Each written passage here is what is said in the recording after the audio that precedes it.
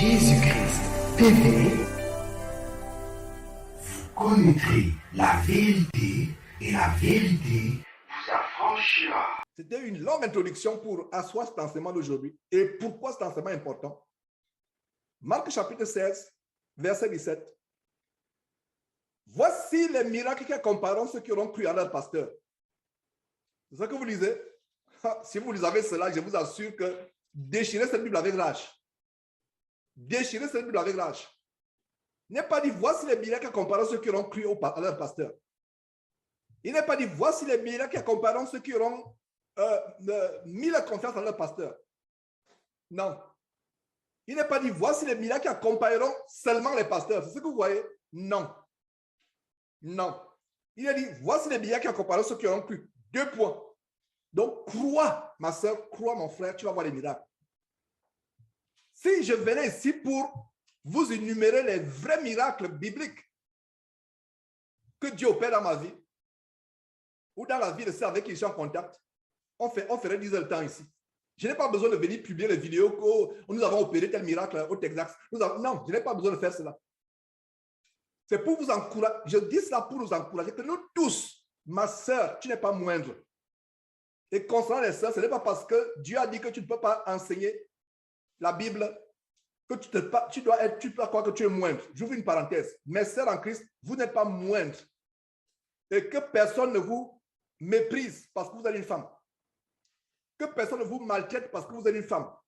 Non, vous êtes précieuse de Dieu. Mais Dieu a établi des règles. Donc ça veut dire que ma sœur, tu peux opérer des miracles. Est-ce que tu me comprends, sœur en Christ? Tu peux opérer des miracles et tu dois commencer à les opérer au nom de Jésus-Christ par la foi.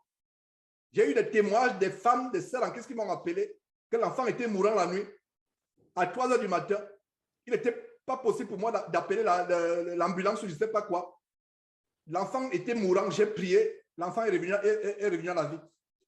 Est-ce que tu peux opérer? Il y a des principes. Dieu est un Dieu d'ordre, il a établi des règles. Il y a des règles telles que tu ne peux pas prendre l'autorité sur un homme, sœur. Tu ne peux pas enseigner, sœur. Mais sœur en Christ, tu peux parler en langue avec interprétation. Tu peux parler en langue. Tu peux opérer des miracles. Tu peux opérer la guérison. Donc, c'est une précision. Ce n'est pas seulement les hommes qui doivent opérer les guérisons. Parce qu'il ne faut pas qu'il y ait des confusions. Parce que le fait de rappeler le commandement du Seigneur par rapport à la femme qui ne doit pas enseigner et qui doit rester dans le silence des assemblées, ça ne veut dire pas que vous n'avez pas d'autres dons, que vous ne pouvez pas avoir d'autres dons. Je suis content de préciser ces choses. Je suis content de préciser ces choses. La femme a la même capacité. Si elle croit, si elle marche dans la sanctification, si elle se préserve du péché, si elle se préserve pure, elle a la capacité d'opérer les mêmes miracles. Si elle a la foi plus qu'un homme, elle va opérer les miracles plus qu'un homme. Donc, sœurs, soient encouragées et consolées par cette parole. Je répète encore, ce n'est pas parce que la femme doit être soumise à un homme, ce n'est pas parce que la femme doit être soumise à un homme, ce n'est pas parce que la femme ne doit pas enseigner qu'on doit la mépriser ou qu'on doit la piétiner ou marcher sur elle. Non, non, non, non, absolument. Et en ce qui me concerne, je ne tolérerai jamais un homme qui manque de respect, soit à sa femme, soit à une sœur en Christ parce qu'elle est femme. Pire encore, s'il est violent vis-à-vis d'une sœur en Christ ou vis-à-vis de sa femme parce qu'elle est femme. Je ne pourrais jamais... Ça veut dire que pour moi, c'est presque impardonnable. Je dis bien c'est presque. Parce qu'il n'y a pas de péché vraiment qu'on ne puisse pardonner. Mais c'est pour ça que j'ai mis c'est presque impardonnable pour moi. Donc, sœurs en Christ, soyez encouragés. Vous n'êtes pas moindre. Vous êtes des filles de Dieu. Dieu vous aime. Dieu sait comment...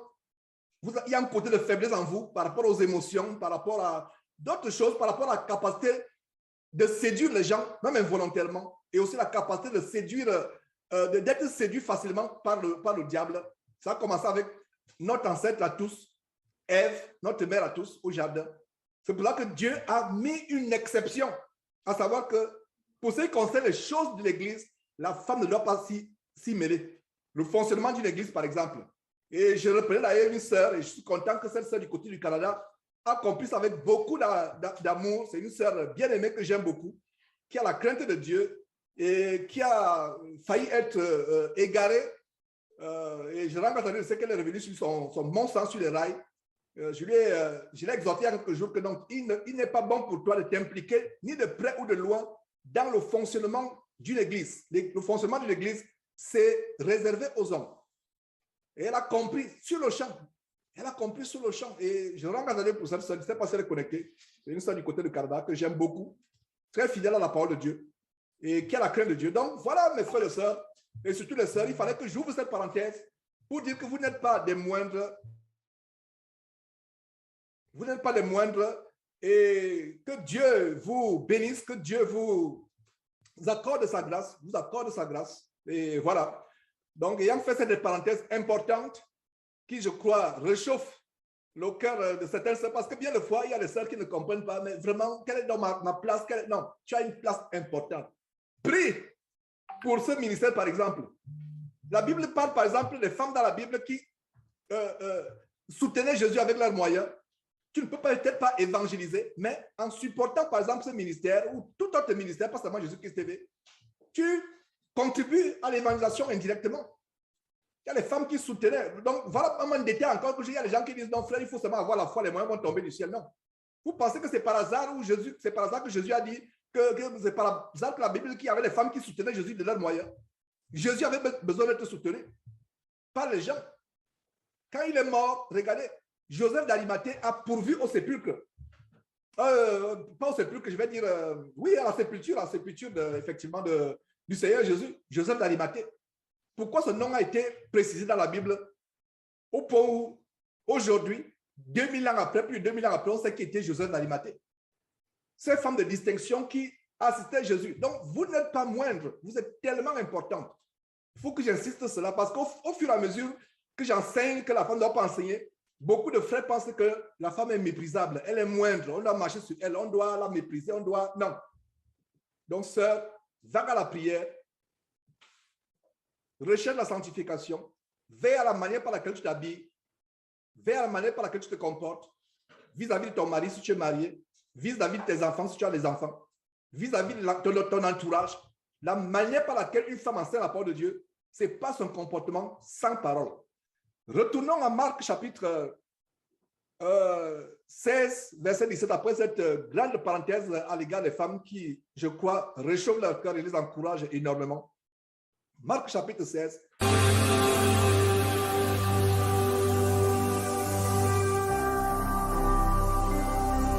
Jésus-Christ TV, vous connaîtrez la vérité et la vérité vous affranchira.